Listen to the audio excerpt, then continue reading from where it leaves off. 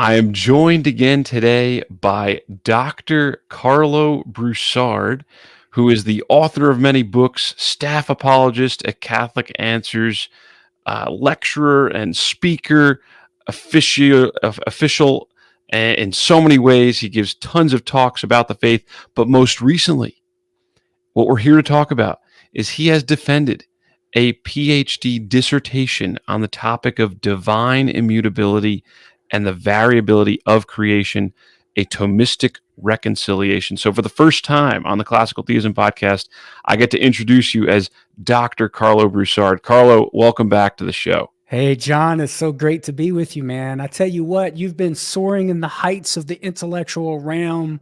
Now that I come on later in your development of your Classical Theism podcast, I am like, man, who am I to come on the Classical Theism podcast and be in the lineup of the great intellectual giants that you've been interviewing? So kudos to you, brother, and the good work that you're doing on this podcast. I have been, am, and always will be a fan, my friend. Oh, thank you for listening, but you definitely belong here, especially with this new credential, which we're going to be talking about. So congratulations again on that. We'll get into all those details, but give us a little update. I like to have repeat guests on and ask them, hey, what have you been up to lately? What have you been doing regarding apologetics, philosophy, theology? Like I said, you give a lot of talks and different things. Catch us up to speed in the world of Broussard. Yeah, so, well, as you mentioned, I recently successfully defended my dissertation to receive my doctorate in philosophy from St. Patrick's Pontifical University in Maynooth, Ireland, with Dr. Gavin Kerr, who has been a guest on your podcast, and everyone listening probably knows, as my dissertation director and my examiner for the oral defense. It was such a joy and a blessing to be able to work with him, spend some time with him. Such a good man, such a bright man, and bright Thomas. So that was a great gift for me from our Lord. Also, too, in the world of Broussard, we have been a little over a year now in Tulsa, Oklahoma. So Catholic Answers entered into a formal partnership, which involved me moving here to Tulsa, Oklahoma, to devote some of my workload as a Catholic Answers apologist to the diocese here. So over a year, I've been hopping around from parish to parish throughout the diocese. Over the past year, I've done close to 80 events in speaking, not including the multiple nights that are involved in those events. So the diocese has been overwhelmingly receptive to my ministry, while at the same time continuing to do what I do for Catholic Answers on the national stage. So my podcast for Catholic Answers, Sunday Catholic Word, that can be subscribed at sundaycatholicword.com or mrsundaypodcast.com. Continuing to travel for Catholic Answers and speaking. I was just at Franciscan University for their Defending the Faith conference with Dr. Hahn, Steve Ray, Gary Machuda, and a host of others. So that was a blessing. And then continuing to write for Catholic Answers Magazine online, and also continuing to write for the press. So I got a new book coming out, and maybe we can chat about that in a future episode. It's a defense of the invocation and veneration of the saints. So the title is The Saints Pray for You, How Christians in Heaven Help Christians on Earth. And that'll be published by Catholic Answers Press coming up here shortly, within a few months after we record this conversation here and it goes live. Fantastic. Well, hey, you are always doing so much stuff. I'm going to ask the listeners to pray for you with that heavy workload.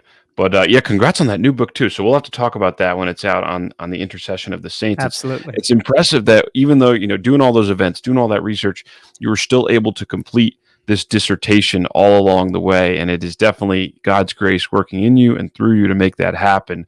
But I want to dive deep into the topic of that dissertation, which is divine immutability. Yeah. We'll get to an overview and all the details in a moment. But first, it's a fancy word. It's a big word. A lot of us are familiar who are listening to it. But what do you mean by divine immutability? How do you define the doctrine and characterize it in the dissertation?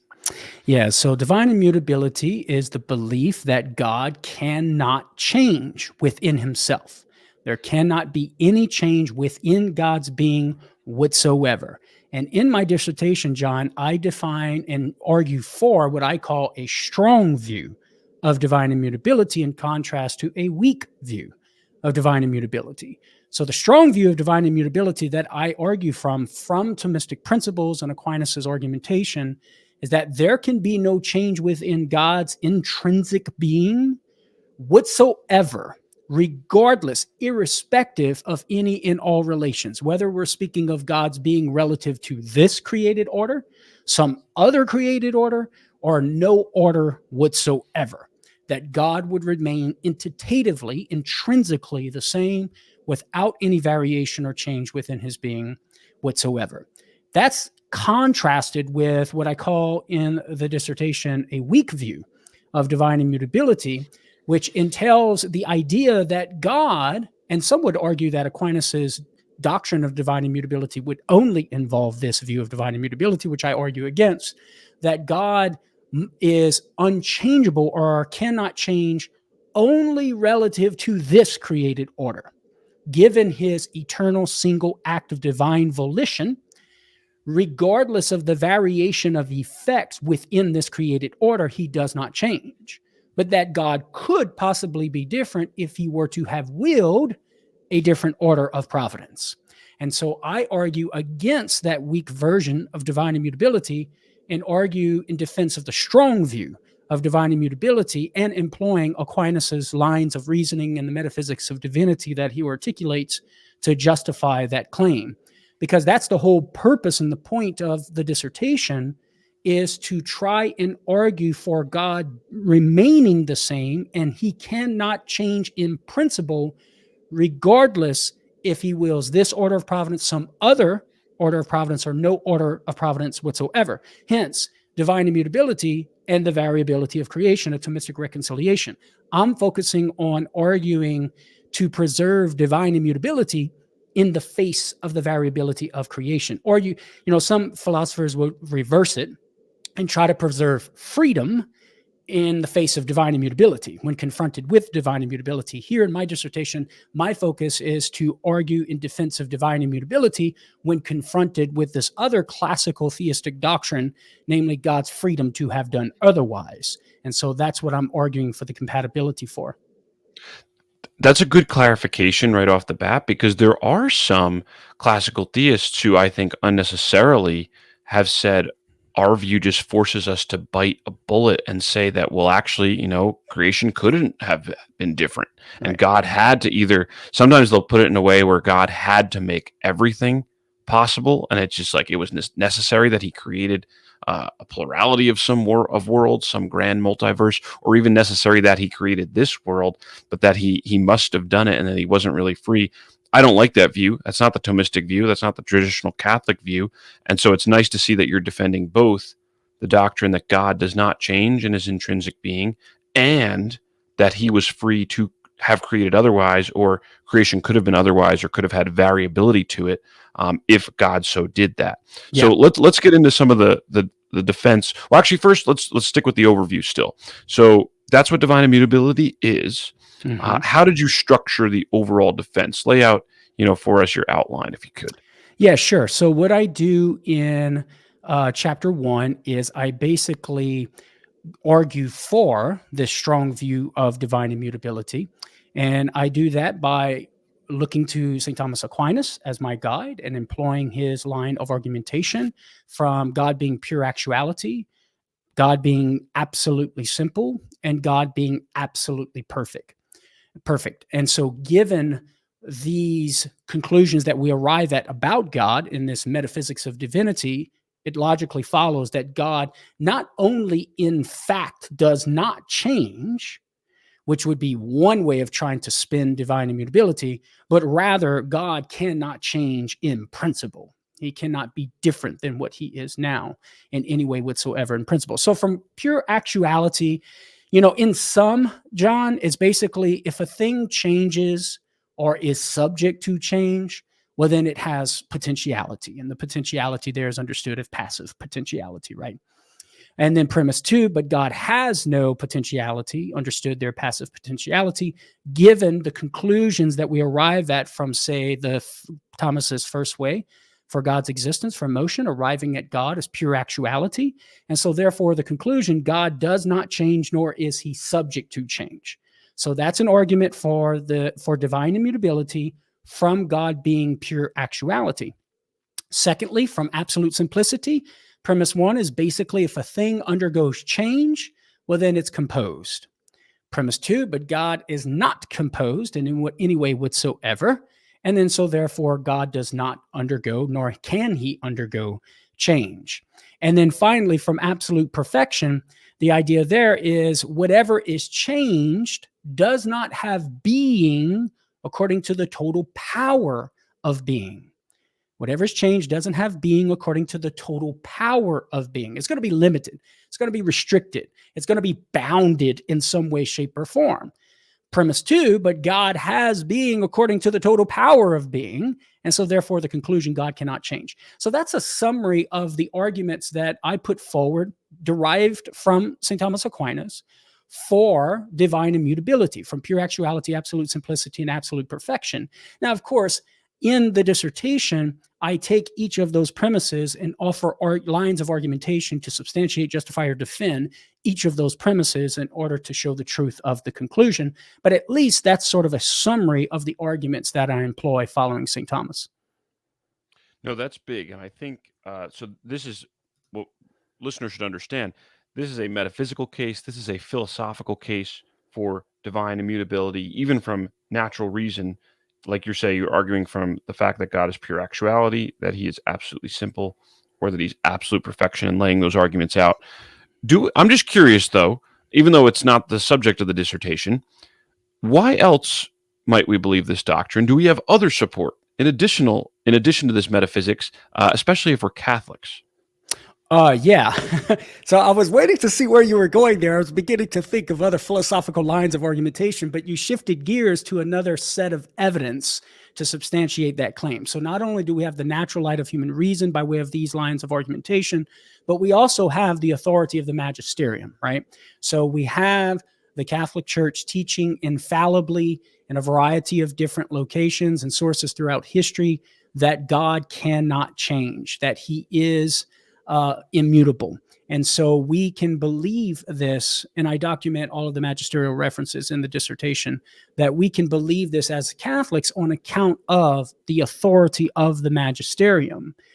So that's one path or way in virtue of which we can have knowledge that God is immutable.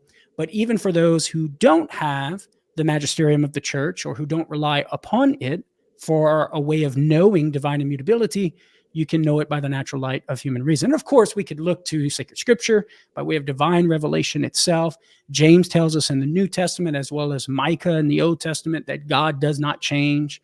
And with those philosophical conclusions that we have by the natural light of human reason, magisterial teaching, and sacred scripture, we can take that and apply it to those passages in the Bible that seem to indicate that God does change, and be able to interpret those metaphorically. So all of this stuff actually has a bearing on biblical interpretation as well.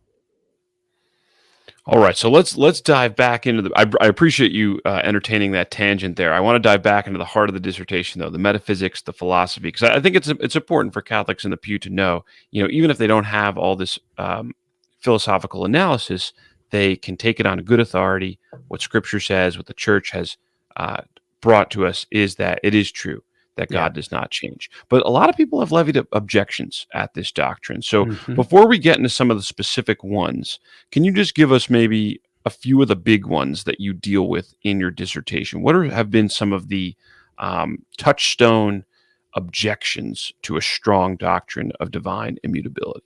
Yeah, so I divide it into two major difficulties. One of which is what I call the difficulty of potentiality. The other of which is called the difficulty of counterfactual difference. The difficult of potentiality states what the title sort of encaptures, right? That if we say God is free to have done other than what he did to create a different order of providence, that would seem to entail some passive potentiality within him. Since God cannot have any passive potentiality within him, then it follows that God would not be free to have done otherwise. For if you affirm such freedom, then you're going to have to give up the doctrine of immutability, which is what I'm arguing against with the difficulty of potentiality. And that difficulty of potentiality can be further subdivided into a strong version and a weak version, which I assume you want to talk a little bit about. The difficulty of counterfactual difference is basically stating, listen, if God were to have created other than what he did or willed a different order of providence, then he would be different. So if you want to affirm this freedom, this classical doctrine of freedom in God, then you're going to have to give up divine immutability. And there are a couple of reasons why some philosophers think that if God were to have created other than he did, he would be different. And then, of course, we can identify those couple of problems that make up the difficulty of counterfactual difference. So those are the two major difficulties: potentiality, counterfactual difference. Awesome. Okay, let's dive into the difficulty of potentiality first, because I do see this. It's presented frequently over the past few years as a contradiction in the Thomistic classical theist worldview, that you say God is pure actuality, and yet he could have created this world, he could have created that world, or even his creating at all, his doing something requires him to change in some way, or something to be actualized in his being that wasn't there prior, in order for him to take this course of action, let's say, creating our universe and the order of providence that it entails. Now, I'm just kind of informally presenting that. Why don't you give us maybe the more sophisticated understanding of the objection? What is this weak view actually saying, and how do you answer it? And then maybe we can get into the strong view as well. Yeah, so I think you pretty much got it right there, John, in summarizing the weak version of the difficulty of potentiality, which asserts that if God were free to have done otherwise, then that would necessarily entail a prior openness to alternative orders for him to choose from. And given that he has chose one rather than another, then it would follow from that he must have moved from a state of potentially willing something to a state of actually willing it, from deliberation to actualization. But of course, to move from potentiality to actuality entails what? Change, which of course divine immutability excludes. So notice the focus there, John, in the weak version of the difficulty of potentiality is on an assumed or supposed prior openness to alternatives, and then moving to choose one rather than another. Whereas the strong view of potentiality doesn't locate the problem in the prior openness to alternatives and thereby the movement from potentiality to actuality. Rather, it focuses on the modal status of could have, in the claim that God from all eternity could have created differently. And so the argument and the reasoning goes as follows: if God could have created differently, well, then it seems there would be some contingency in the divine will. And if contingency, then some unactualized potentiality. So the focus here is that there seems to be some potential within God that is unactualized with this order of providence that would be actualized with some other order of providence. So you can see how in the weak version and the strong version, the focus of the problem is on different things. In the weak version, a prior openness and movement from one to choosing one over the other. And then the strong version with regard to this could have created otherwise, implying an unactualized potentiality.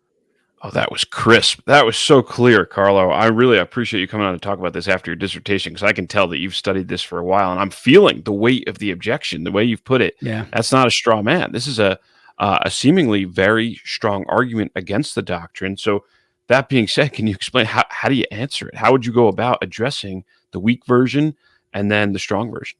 Yeah, so with regard to the weak version, I show in the dissertation that the difficulty arises only if one extrapolates a human mode of free willing and applies it to the divine. That is to say that a free will, a choice in virtue of free will, is one of a creaturely mode, which necessarily involves a movement from a prior openness and deliberation to an actual choice of this over the other. So either the difficulty is going to rise either in virtue of that extrapolation of a human mode of free willing, or if one assumes that just free willing itself, regardless of creaturely or divine, necessarily entails mutability. And so what I do in the dissertation is I respond to both of those things, and I argue that if the objection is simply extrapolating a human mode of free willing and then applying it to the divine, well, then that would be a fallacy of accident, right? And of course, that is not something that we want to do. And so the counter would be, well, maybe it's just free willing in and of itself that entails mutability. Before you go to that, the free willing in itself, I want to make sure people are following, because that fallacy of accident point is huge. And even though it's in the weak version, it comes up in a lot of places.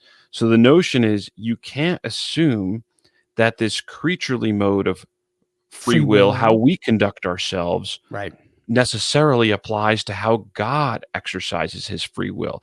And if you do assume that, the reason it's called a fallacy of accident is you give some good examples of that in the paper, and that can sound like a jargon term if people have not heard it. Yeah. What does this fallacy of accident mean? Well, I think Dr. Fazer provides a great example. If every philosophy professor that you encounter in class at the university is under 8 feet tall, it doesn't necessarily follow from that to be a philosophy professor at the university is to be under 8 foot tall. Does that make sense? Yeah. So if we conclude there is no philosophy professor at the university possible that could be over 8 feet tall, based on the premise that all of our experiences of philosophy professors at the university are under 8 feet tall, that would be a fallacy of accident, because being under 8 foot tall is accidental to being philosophy professor at the university.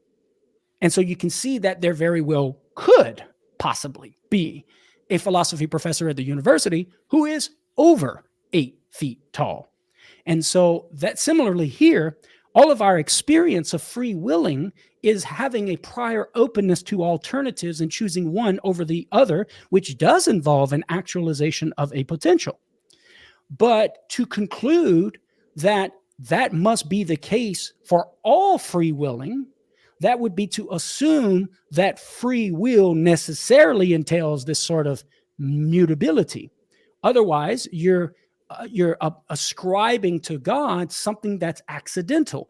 The actualization of a potential in a free choice, choosing one over the other, would be something that belongs to creaturely modes of free willing, but not necessarily to divine free will or volitional activity, because it could very well be that you have a prior metaphysics of divinity that allows for you to conclude that divine volitional activity does not entail the actualization of a potential, like it is the case from God being pure actuality. So there you can see how the transference of the creaturely mode of free willing or the human mode of free willing onto God would be a fallacy of accident. You're taking something that's accidental to free willing and applying it across the board to all free willing. I appreciate you walking through that term fallacy of accident, because it's a good point that needs to be made by us often when we can explain it. And then if you can go further too, and this might come up later in our discussion, sometimes too it's helpful to go and think through why it's going to be a fallacy of accident as well. For instance, in this case, in the case of human creaturely free willing, the reason it seems necessary that we have to have the entertainment of different choices and deliberation and then acting seems to be due to our finite limitations of how we have to think through different processes and different options and then make a go of it.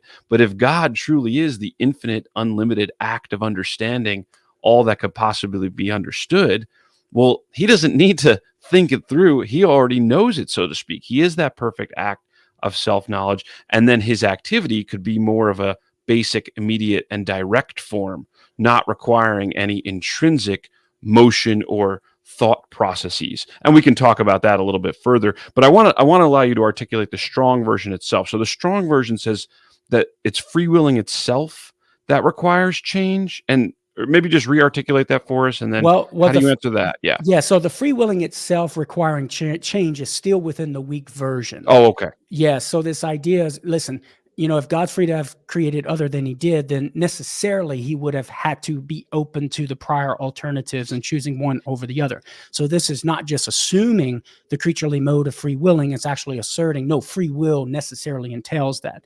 Well, here's where I actually use Dr. W. Matthews Grant as a guide in responding to that sort of objection and showing, no, the criteria that are sufficient to have free will can be met when applied to God. It's got to be from the agent. It's got to be proceeding from will. In other words, the effect is not necessary, and there's a reason for the effect.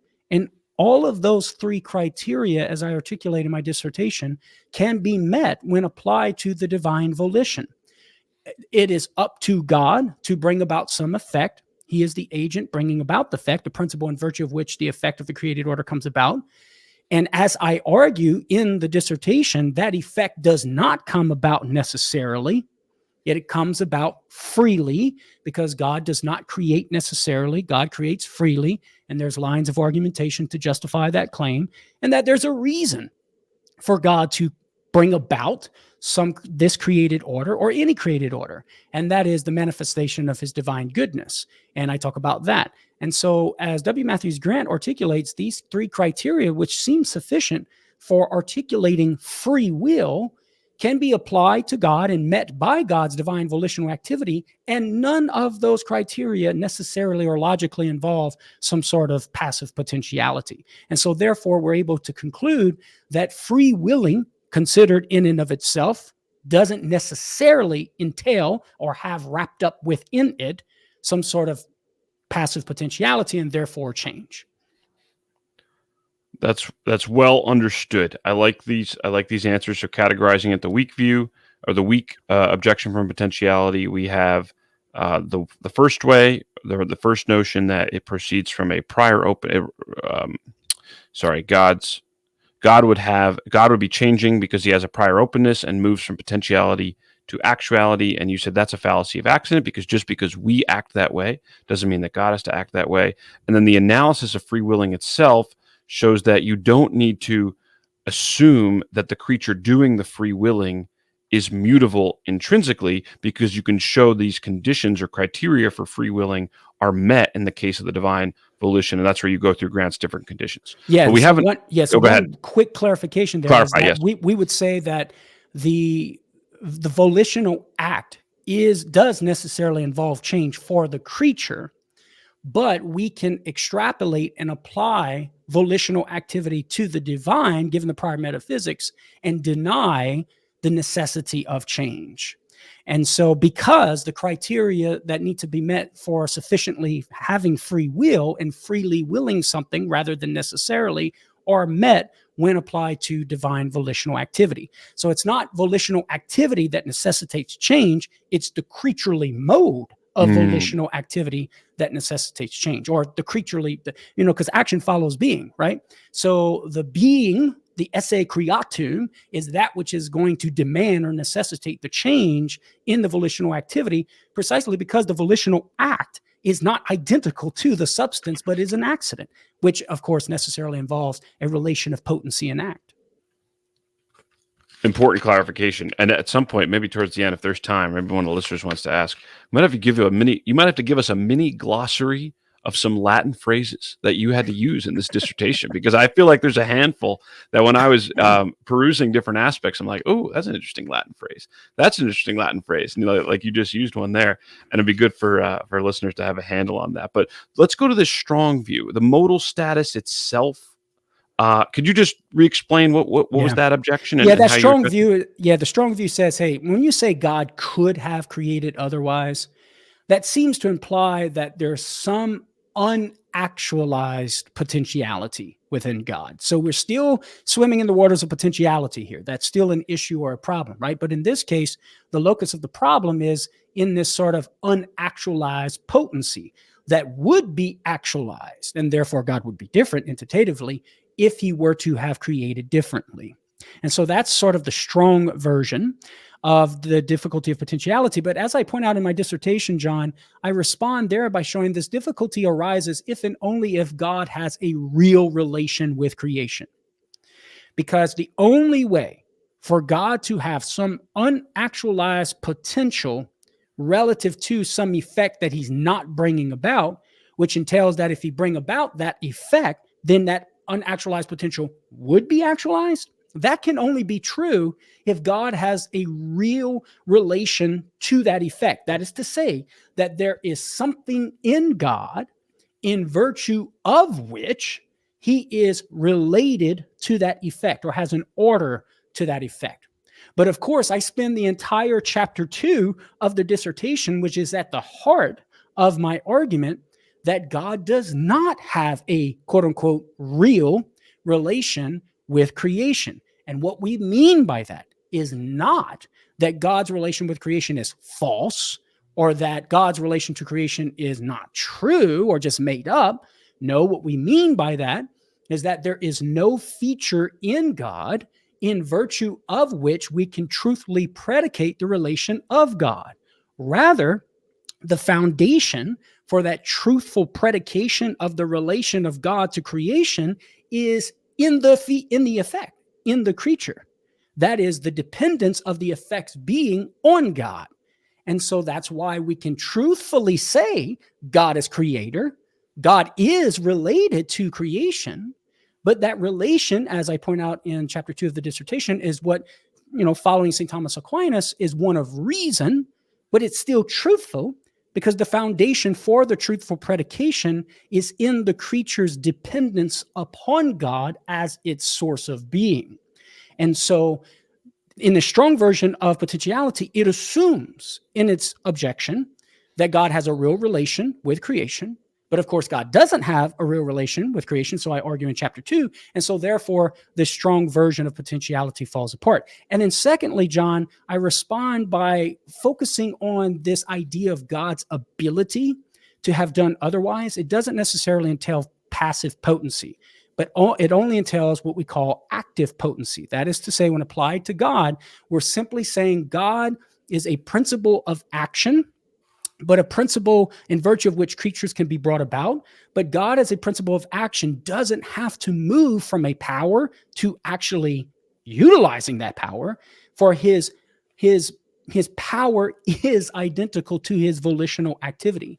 And so the ability for God to have done otherwise doesn't have to locate some potentiality in God. Rather, it can simply locate or express the logical possibility it could be that there could have been some other order of providence that God brings about, rather than locating some unactualized potentiality within God. So it's a logical possibility that we're capturing there when we say God could have done otherwise, or God was able to have done otherwise.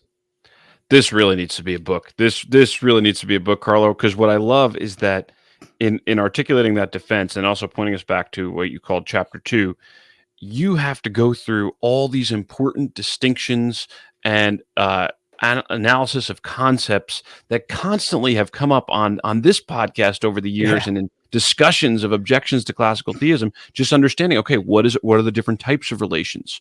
What are real relations? What are mixed relations? What are conceptual relations? Yeah.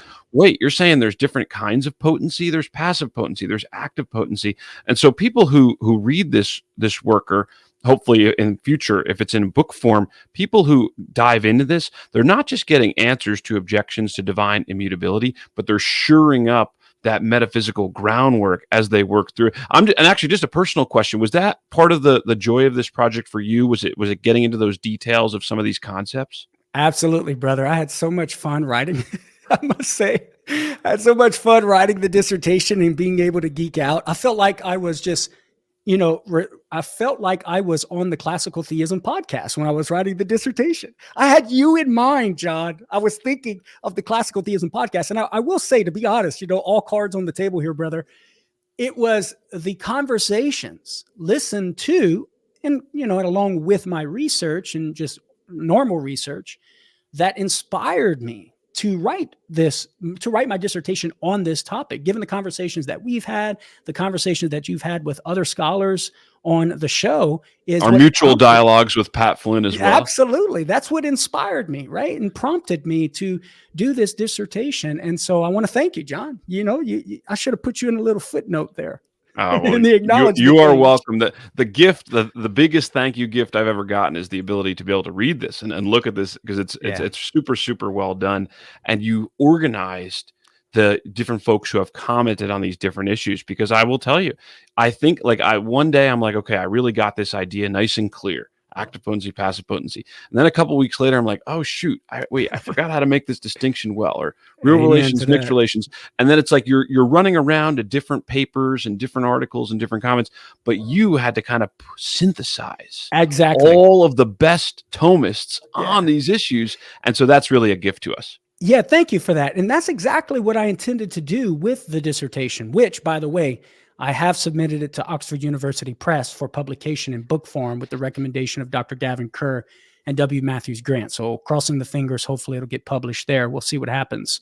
But I intended to write the dissertation to do that very thing and synthesize everything that was out there to have it sort of in one location that's very structured and ordered so that the mind could map on to all the map out and map onto all the different concepts and have a framework, right? To be able Mm, to engage in the conversation with a little bit, I think, of maybe some original contribution here and there slightly. definitely. But that was the whole intent, was to synthesize that Thomistic thought on this issue. And so I'm glad to know that you're delighting in that synthesis. Well, let's get back into the substance here for about another 10 minutes or so. And then, if any of the listeners who are here live have a specific question, you can put that in the chat.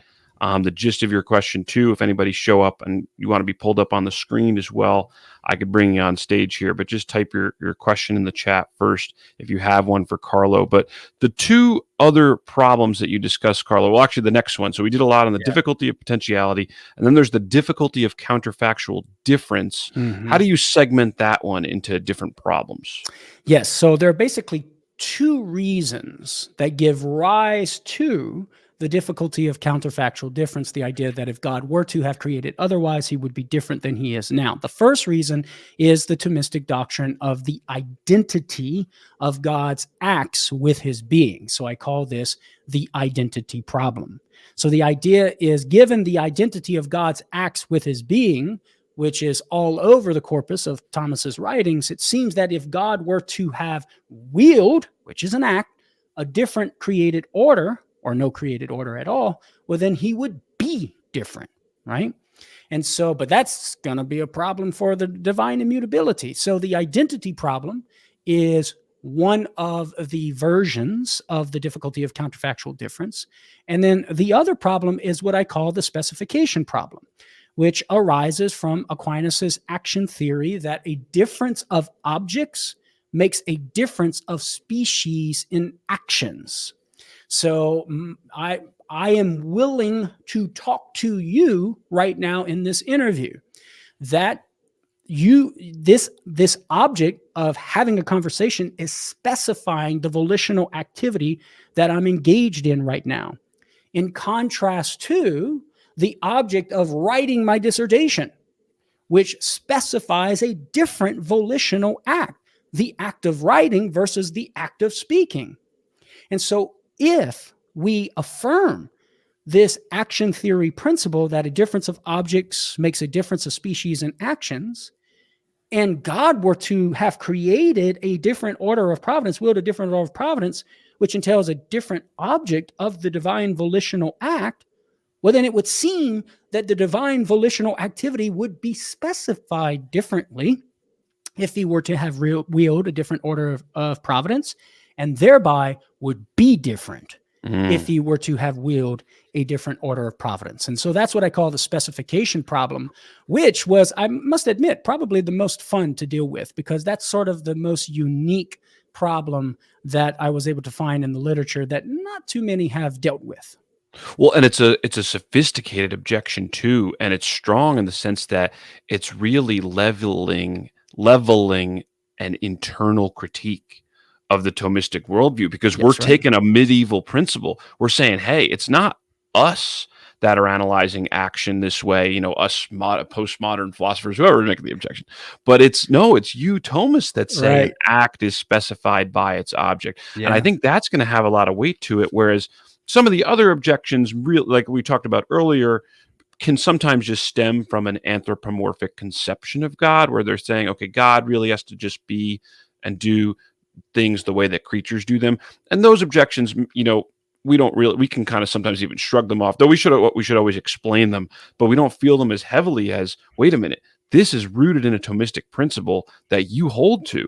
So how are you going to wiggle out of this one, Thomas? And thankfully we have Karlo Broussard, who's going to be able to explain some of Yeah, these and I must be honest, that was the problem that I spent the most time chewing on. Like, I was working on the other problems when I was putting everything together, but I was chewing on the specification problem the most and trying to gain or garner some insights as to how to break free from that dilemma. And so hopefully, I think I successfully did it. At least Dr. Kerr thought so. He awarded me That's the good. degree. Hey, we definitely value his opinion highly on the podcast, but let's do a little bit on each one then. So Sure. the identity problem, I know you can't give us all the details, Yeah. but it seems that you argue that disambiguating terms can help allow for a solution. Can you explain how you answer that? Yeah. Okay. So the identity problem, in short, as I summarize, we could do it like this. All right. So premise one, all God's acts are identical to God's being. Premise two, the act of creation, which is one of God's acts, is an act of God. Okay. There you have it. Premise two, conclusion. Therefore, God's act of creation is identical to his being. Now, premise three, if God's act of creation is identical to his being, within a different act of creation, like a differently willed order of providence, or no act of creation would entail a difference in God's being. Premise four, coming from conclusion one, God's act of creation is identical to his being. And so therefore, a different act of creation would entail a difference in God's being. But the question becomes, John, what do we mean by God's acts and God's act of creation, which is just one kind of God's acts? Do we mean by that what Stephen Nemish has called in his papers, which I adopted in my dissertation, the causal sense, which refers to the principle in virtue of which the effect comes about? Or do we mean by that the constitutive sense, which involves the whole shebang of the principle in virtue of which the effect comes about, and the effect and its relation of dependence upon the principal cause within that action? And so, like, for example, Socrates' act of slicing bread. Whenever we say that, do we mean the activity in virtue of which the bread is being sliced, which is on the Socrates side of the equation, right? Of the agent and the effect, the principle and the effect, the cause and the effect? Or do we mean by that phrase the bread that is being sliced in virtue of Socrates' activity of cutting, you see? And so the causal sense captures the Socrates act, that act in virtue of which the bread is being sliced in Socrates. The constitutive sense captures the whole shebang, the effect and its relation of dependence upon Socrates' act of cutting. Similarly with God and God's acts, or let's just take God's act of creation. Do we mean by that the causal sense, which is just the divine intellectual and volitional activity, which is identical to the divine being? Or do we mean by God's act of creation in the constitutive sense, which would involve the effect, esse creatum, the creature, and its relation of dependence upon God as the principle in virtue of which the creature has being? And so once we disambiguate those two understandings of divine action or God's act of creation, then we have to ask the question, well, which of these two meanings of divine action are being used in the argument that I call the identity problem? And so that's where I begin to respond and say, well, listen, if you're going to interpret divine acts or God's act of creation in the causal sense, which is just referring to the divine intellectual and volitional activity, well, then the objection is begging the question. Because if act of creation in the causal sense just is the divine essay itself, well, then the phrase a different act of creation simply means different being or different divine being. In other words, to speak of a possible different act of creation is to speak of esse divinum or divine essay possibly being different than what it is now. But that's the very conclusion that the argument is seeking to establish the truth of. And so, therefore, it assumes the truth of the conclusion in the very argument itself. If we interpret God's acts or God's act of creation in the causal sense of speaking of God's act as identical to the divine being itself. And then, secondly, on the causal sense, it actually assumes a real relation between God and the creature. Since to talk about God's act of creation as involving the effect to be identical to the divine esse, well, that can only be if God has a real relation to creation. So it's assuming that God has a real relation to the effects that he brings about in that argument to try to show a different effect is going to entail a difference in God. Well, that's only going to be if God's relation to creation is real. That's to say, there's something in God in virtue of which the effect comes about, or something in God in virtue of which God has that relation or that order to the effect. But as I argue, God does not have a real relation to creation. And so therefore, this objection on the causal sense of God's acts, referring to God's acts as identical to the divine intellectual volitional activity, actually assumes or begs the question against the Thomists, who is going to say, no real relation between God and creation. And so interpreting God's acts on the causal sense falsifies the premises and doesn't allow the argument to work.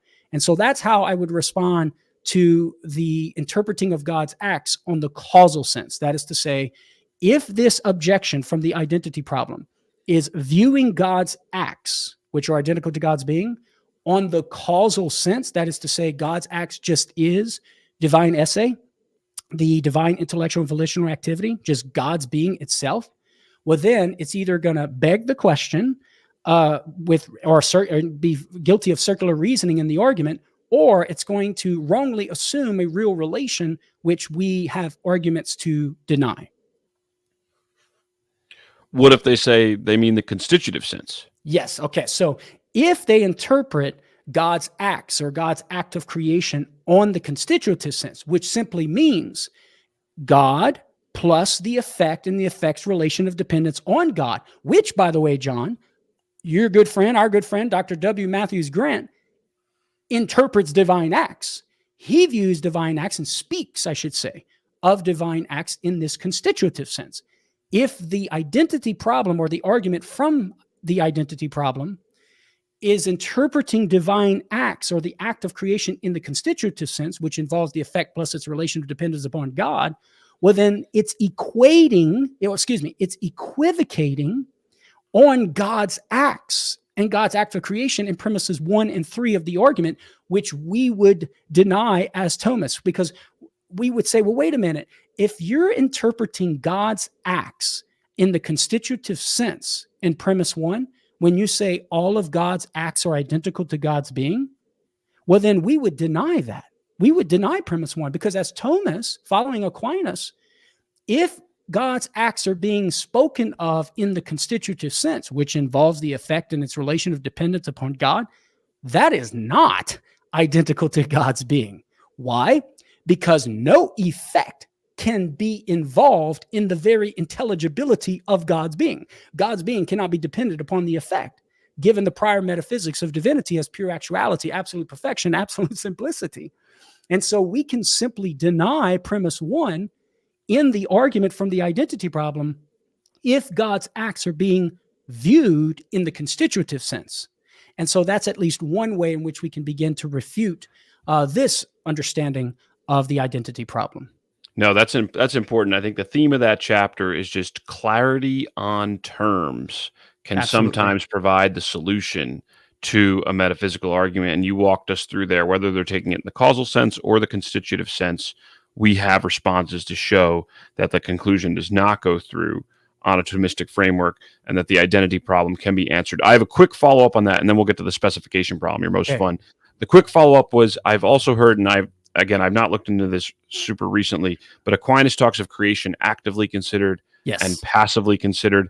I was just curious, in your own research, if you happen to remember, did you find that that seems to map on well to the causal sense and constitutive sense, or those can be different terms that sometimes muddy the water? I'm just curious if creation actively considered is really a one-to-one with the causal sense, and creation passively considered is a one-to-one with the constitutive sense. I'm just curious your sense of it after researching this. Yes. As I understand Aquinas and as I read him, the answer is yes. Creation taken actively and creation taken passively, so it seems to me, maps on with God's acts taken, or God's act of creation taken in the causal sense, and God's act of creation taken in the constitutive sense. St. Thomas talks about this distinction between active creation and passive creation in the Prima Pars, question 45, Article 3, responses 1 and 2. And it becomes very clear there that creation taken actively is simply denoting the divine esse, the principle in virtue of which you have created being. That's God's being itself. Creation taken passively denotes the creature. And now let me back up one moment here. So creation taken actively denotes the divine intellectual and volitional activity, which is just God's being, but with a relation of reason to the creature, which allows for a different created effect and there being no variability in God. Of course, that presupposes the argumentation that I put forward in chapter 2 of the dissertation. Creation taken passively denotes the creature, esse creatum, whatever created effect you have, and its relation of real dependence on God as the principle in virtue of which the effect comes about. And that's basically W. Matthew Grant's extrinsic model. God, divine acts equals God plus effect, and effect's real dependence upon God. Or in my dissertation, the constitutive sense, which, by the way, I failed to mention, I took from Dr. Christopher Tomaszewski in his work. And so I thought his label for this understanding of divine action was very apt, constitutive, because you have God plus the effect, and the effect's real dependence upon God, constituting what we call divine action, right? Or divine acts, plural. In that sense, you can speak of divine acts as plural, as W. Matthews Grant argues, because those divine acts, plural, for us Thomists, are not taken to be identical to God. And so we can speak of them in plural form without posing any threat to what we hold to about God as being pure actuality and God being thereby immutable. All right, we're getting to the what you called the most fun part of the dissertation to deal with, perhaps one of the most challenging problems as well. And the danger about asking someone who just defended their dissertation about their most fun research is you probably could talk for hours about it. We've only got another 10 minutes. Yeah. But I do want to look at this specification problem, Karlo, and just ask you, well, just reiterate for us one more time, what is the problem? What are some of the key terms we need to grasp it? And then maybe just give us you don't give us the answer right away, but why do you use both a negative and a positive approach? Okay, so you know what? That was too many questions at once. Podcast listeners out there, you ask one question to the guest. I apologize. Let me retract that. I'm not going to take this out so that people doing it ask one question at a time. That's one of my tendencies I'm trying to work on, Karlo. First, what's the problem? What are some of the key terms we need? Yeah, so there is a Thomistic principle within Aquinas' action theory that a difference of objects makes a difference of species in action. So a different object, you got a different act. So the idea here is that if God were to have created differently, he would have directed his will to a different object. Since different objects entail different volitional acts and God's act of will are identical to his being, well, then it seems to follow that God would have been different had he willed a different created order. And you can sort of feel the weight of that objection, right? Because even if you get out of the identity problem and you say, well, on the causal sense, you're going to have some problems. On the constitutive sense, you're going to have some problems. So the identity problem doesn't work. But somebody might come back, as I point out in the dissertation, and say, well, maybe it just is the case that the constitutive sense is necessary for God's divine action, such that the effects, and whatever they are going to specify the divine being. And that's why, if he were to have brought about some different effect or an order of effects, he would be different. Maybe we can put the identity problem off to the side, but it's the specification problem that's really going to have the last say in these issues. Now, I respond with both a negative approach and a positive approach. Why do I do that? Well, the negative approach is basically an apologetical defense, right, of what we believe, or going forward to say, hey, look, this is why the objection does not work. Okay.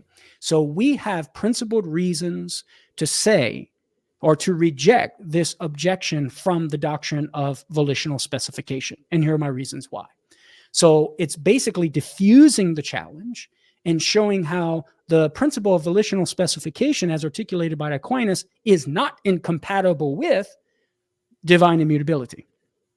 The positive approach is to try and address the question that arises after you reject or show why the objection fails and defend the compatibility of the two doctrines, namely the specification, the specification of volitional activity and divine immutability, or the counterfactual difference in divine immutability. But then the question arises, well, why is it the case that different created effects or an order of effects doesn't specify the volitional activity? So we, in the negative approach, John, we argue that it does not specify.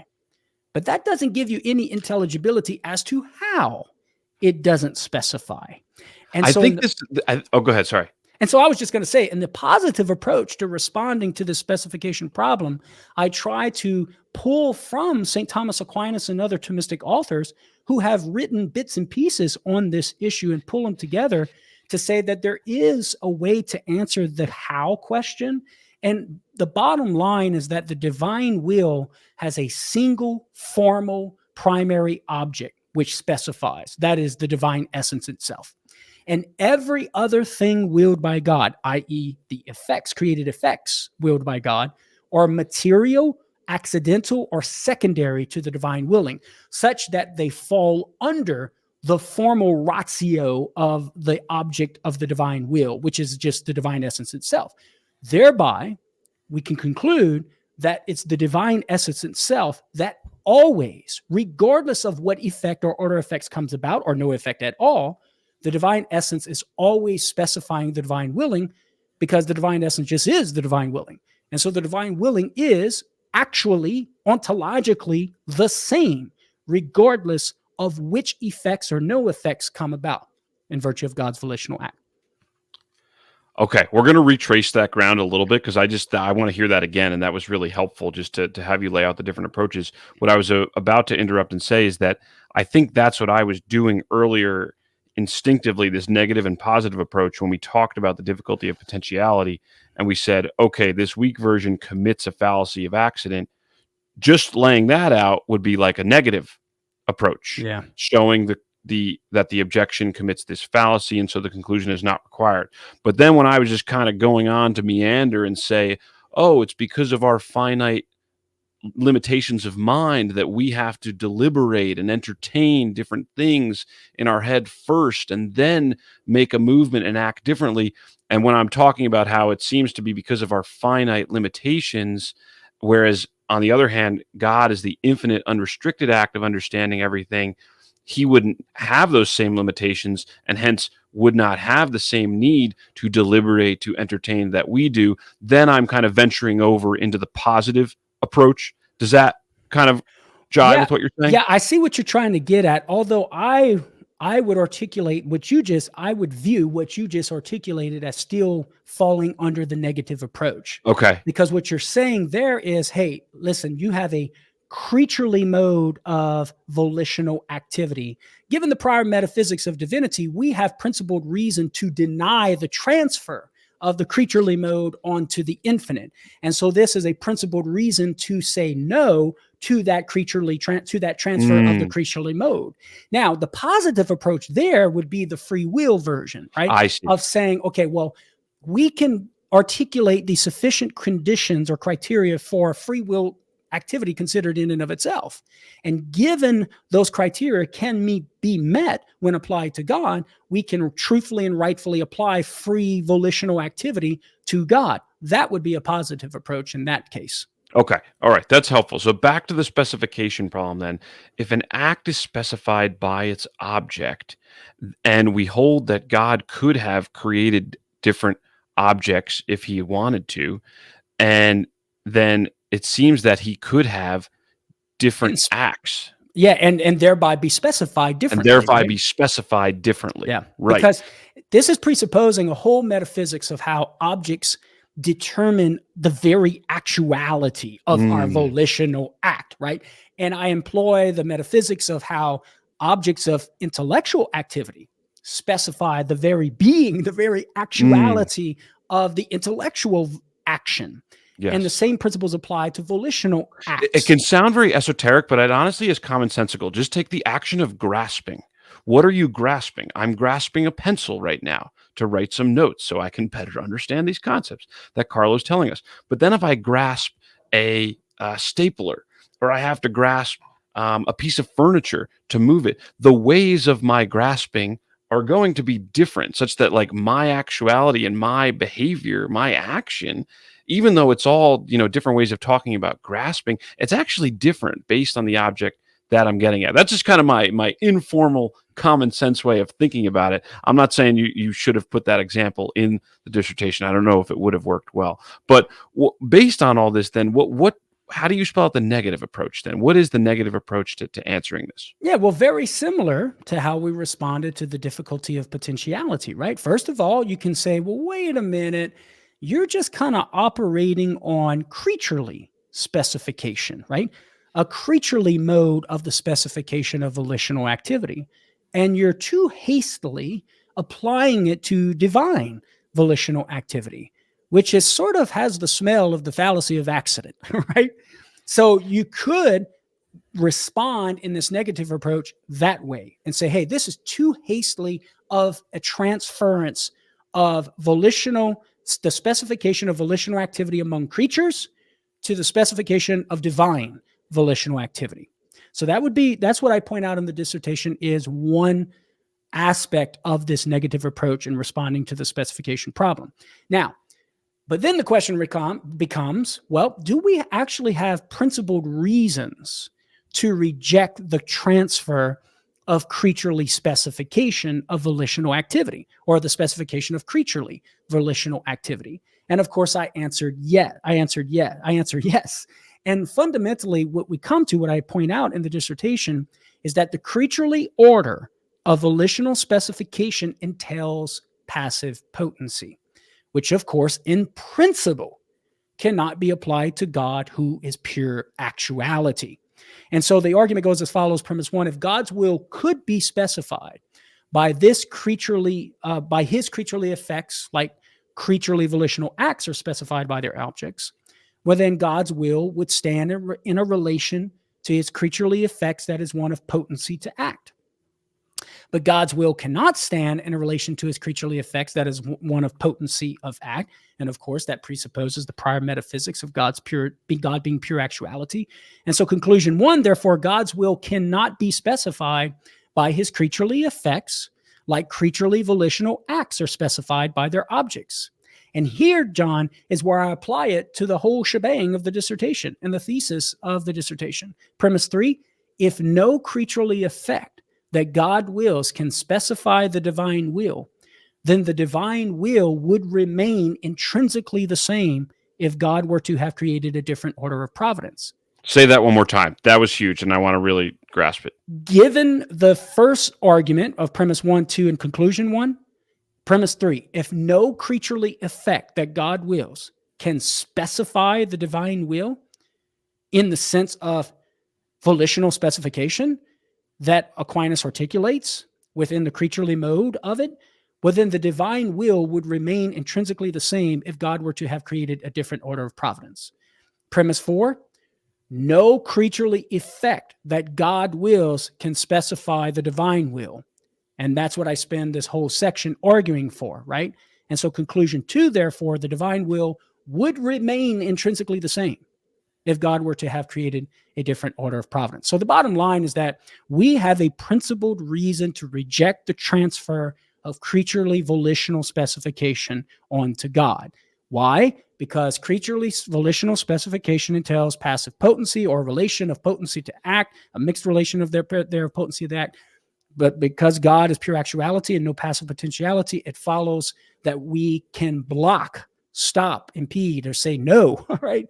To put it frankly, to that transfer of volitional specification that we experience and we see a reality among creatures, creaturely volitional activity.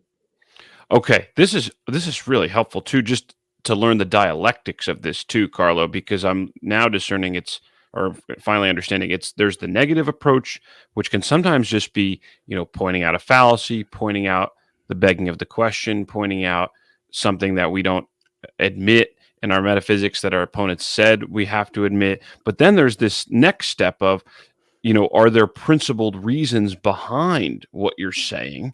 And in this case of saying that it's a fallacy of accident, what are the principled reasons behind blocking the transfer and getting into that? And then there's what I'm thinking of now is the third stage, or the real big part, is giving that positive approach. Yeah. And so I know you can't give us all the details. You gave us a little summary about it about 5 minutes ago as to what this entails, but where do you come down in the positive approach section in answering the specification problem? Yeah. So And you know what? And while you tell it, who are some of the thinkers that helped you there most of all? I know you have some original work there, but I'm curious who you found most helpful with regard to some of those ideas. Yes. So the negative approach is basically saying this is why the objection doesn't work. So now the question becomes, well, how is it that God can bring about creatures or effects outside of himself, and those effects not specify the divine willing and thereby the divine being? And so where I come down on that, John, is that the divine will has a single formal primary object, the formal ratio, right? The formal object of divine willing is the divine essence himself, the divine goodness. And all of the effects or creatures that he brings about are material or accidental to the divine willing. Now, of course, that presupposes an understanding of these distinctions between what constitutes a formal object versus what constitutes a material or accidental object to some sort of activity. And so a few examples that I employ in the dissertation would be, for example, if I am engaging, my interior act of the will has as its end the exterior, its object, the exterior act of typing here on Microsoft Word document, okay? And that object of the physical act of typing constitutes the formal ratio of the activity. It's the formal object, that in virtue of which this action is the kind of action it is, namely typing. Now, what's going to be material or accidental to the typing? Well, given the wonders of modern technology, my font can be 10-point font, 12-point font, 14-point font. The size does not specify the kind of activity, the size of the font, that is, does not specify the kind of activity that I'm engaging in. It falls under the action. It's involved in the action, but it's not specifying the kind of activity it is, because it's outside, it's accidental to the formal object, to the essence of what I'm doing. I might have my words in the Microsoft Word doc be blue, white, yellow, regardless of what it is. But guess what? I'm still engaging in an act of typing. That's what the formal object is. Another example that I use, and I'm pulling this from Aquinas. So Aquinas says the formal object of sight is color. Okay, just color in general. What's going to be accidental to seeing? Well, John, I'm looking at you in the computer monitor right now. Whether I'm looking at you or the desk or the microphone or the lights in the studio, guess what? I'm still engaging in the kind of activity, an act that is of the kind seeing. Regardless of the substance in which colors are found, I am still engaging in the act of seeing. So the substances or the things, the computer, the microphone, the desk, the light, those things do not specify the kind of action I'm engaged in. nor do individual colors themselves. So whether I look at a black stone, a red stone, or a yellow stone, I'm still engaged in the act of seeing. The colors, the individual colors, that is, are accidental or material, falling within and under the formal ratio of the act of seeing, because the primary or formal object of seeing, that in virtue of which I'm engaging in an action of the kind seeing, is color. Everything else is accidental. And if accidental, it does not specify the kind of activity I'm engaged in.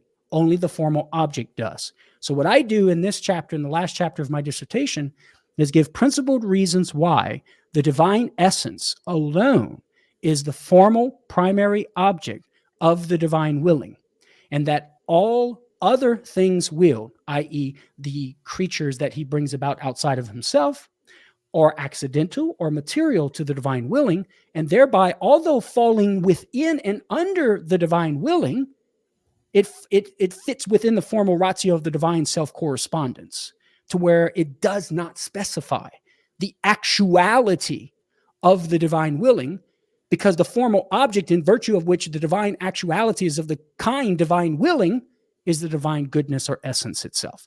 So again, that's a summary. There's a lot more involved there of all of the assumptions present in those statements that I defend within the dissertation.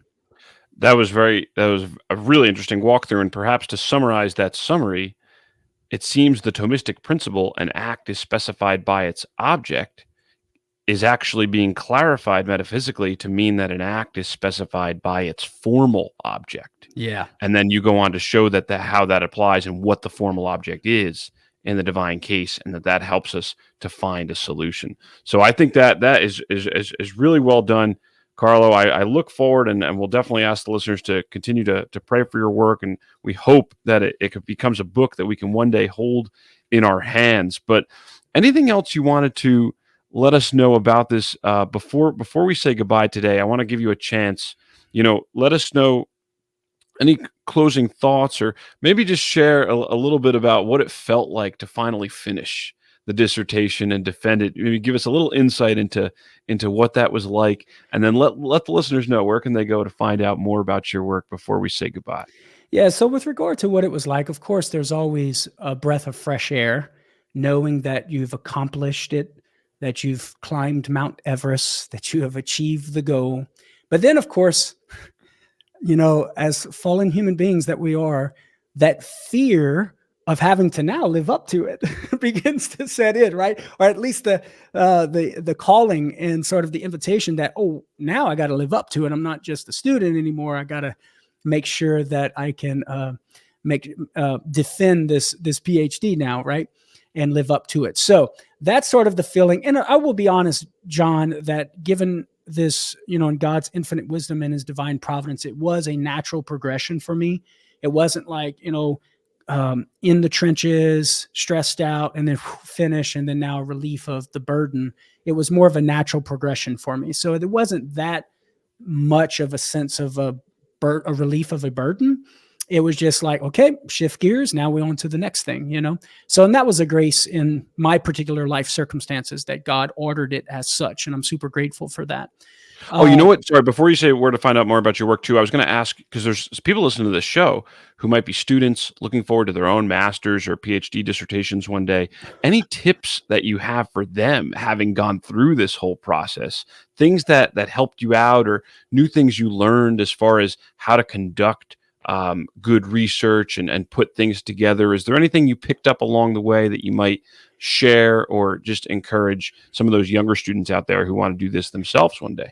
Yeah, a couple of things come to mind immediately. One is trying to take advantage of every opportunity you have to do the research, whether it's reading, I don't know, when you're waiting 20 minutes to go into the doctor's office, or it's reading whenever you have 15 minutes of downtime before you're leaving to go somewhere, or when you're driving, listening to a lecture, right? Thomistic Institute podcast, classical theism podcasts, and doing your best to take note of those lectures so that you can collect that data to whenever you get an opportunity to sit down, you can actually listen to those or read those things again and then start creating and organizing your notes and whatnot.